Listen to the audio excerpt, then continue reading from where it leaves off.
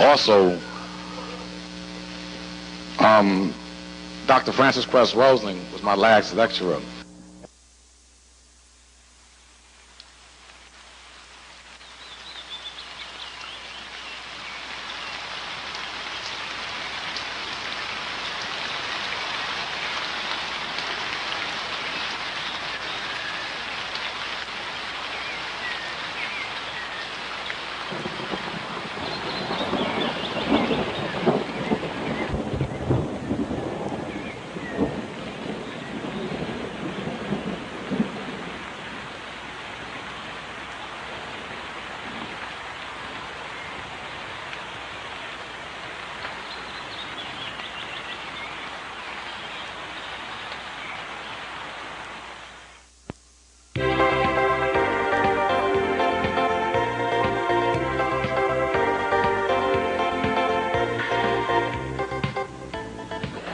So we have some really interesting information that I want you to grasp.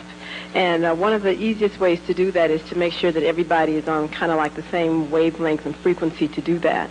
So if we can just, if I can ask you to just please stand and just take hands for a minute. So for those of you who have spaces between you, if you can just come together. Yeah, right. So there's a phenomena that's known as morphic resonance. Morphic means body, and resonance, as you know, or resonate means to move. And when individuals are linked by their hands or certain parts of their body, truly the energy moves from one body to the other, and the energy begins to equilibrate. So that what one person is able to perceive and understand immediately is transferred to the next person, so everybody can get clearly what is being said. Does everybody have hands? Great. So I just want you to kind of just focus on making sure that you can feel the energy or the link connection to the person next to you.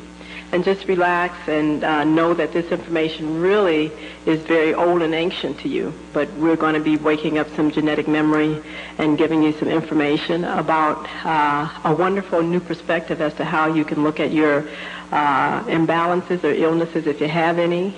And for those of you that have family members that are perceiving themselves as being ill, that you can really get a clear understanding as to really what's happening to them.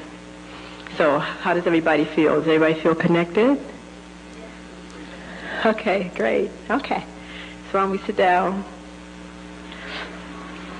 So for those of you who feel it comfortable to write, fine, but I prefer, how you doing? I prefer that you just kind of relax. The flyer that was passed around the city has a lot of information that could be discussed on these very diseases, prostate disease and uterine fibroids and cancer, and there was just a whole list of stuff. One of the things that I knew about New York City many, many years ago, there used to be a man that, he's still here as I understand, a reverend, that used to broadcast in Omaha, Nebraska when I was in medical school. From here to Omaha, and I used to listen to him when I had the time. His name was Reverend Ike. I'm sure some of you might have heard of him. You know, so in regards to what your personal opinion might be, he used to say something very interesting, that he used to always say that he never allowed the subject of his discussion to interfere with what he had to say. And so that's the takeoff that we're going to talk about today, because I want you to understand that all the things that are on the flyer definitely have a common cause and have a common solution. So whether it's in males or females, or whether we're looking at illnesses of children, one of the things that I've discovered is that the lack of understanding of what really composes a human being is part of the problem as to why we don't understand what these disfigurements, these imbalances are in the body. I clearly understand that every experience that we have is an opportunity for us to grow and to learn more about ourselves, and truly is an initiation into our God self. Now, please pay close attention to what I'm saying, because when you look in the dictionary, if you look at what the definition of a God is, it is actually a title that is bestowed upon a human being. It is not the proper title to give to that creates all things known and unknown to us. That's a totally different entity. And as a matter of fact, God essence or Godship is part of your destiny and part of your birthright. In the world of physics, there's been a tremendous amount of information that's been expressed mathematically to talk about the unlimitedness relative to the energies present in this dimension that we can absorb to transmute, to transcend, to become all kinds of things. But this energy, this light, literally, can only be assessed with proper consciousness or thought. There's something that we are very concerned about in making sure that in our community, I'm talking about my own race family, that men and especially the women begin to understand that there are laws that govern this dimension. And irregardless of whether we are aware of them or not, we still are accountable and will always experience their effects. So when we are living in our own world and we do not understand these greater laws that sustain everything, we really usually are living in opposition to them, and it is the stress, the resistance, and the out of alignment with these laws that govern everything that are responsible for a lot of the discomfort, a lot of the perceptions of inadequacy, etc., that we have.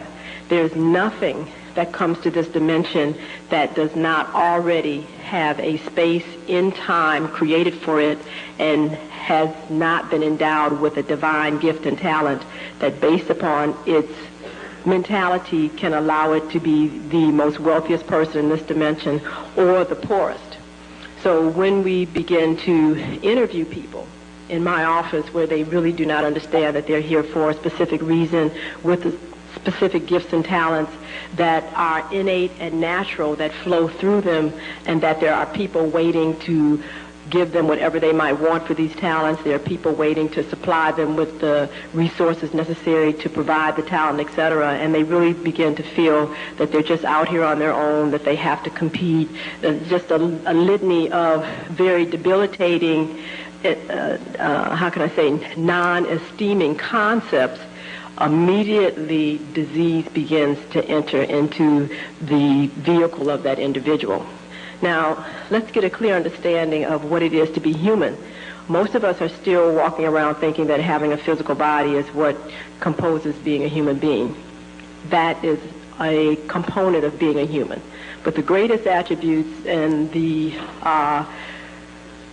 seed immortality for being a human comes from the mental and emotional and soul bodies. Now, people walk around talking about spirituality, etc., but when we talk about this from an energetic level, and when we look at what the spirit is, it is actually a force that an individual creates for themselves based upon a particular type of lifestyle that involves interaction between the mental and emotional body. When we begin to sit and listen to people who come to us with diseases in their physical body, the first thing we begin to note is that these individuals have no rapport at all with their emotional body. They don't know what they feel. They don't allow themselves to feel. Or what they do feel, they recognize that they force their body to do something totally contradictory to that. When we are listening to their values and their belief systems, when we ask, why do you have this value? Why do you have this belief system? It isn't anything that they necessarily are truly rooted in wanting to believe for themselves on many instances. It is because of either inherited values and belief systems or assumed values and belief systems because of the numbers of people who are saying and doing the same thing, that they just accept this as a norm. However, the bottom line is that when they recognize that what they espouse and what they believe on a mental level is totally in conflict to what they're doing on a emotional level, and then they force their body to do something totally different from the mental and emotional body, it is real. Now, how is it real? And this is finally what's coming to the forefront. There is a science known as psychoneuroimmunology, and this is something that I'm very fascinated with and have decided to dedicate the rest of my life to, because very few of us are recognizing that the etheric aspects of ourselves, our emotions, our thoughts, become physical when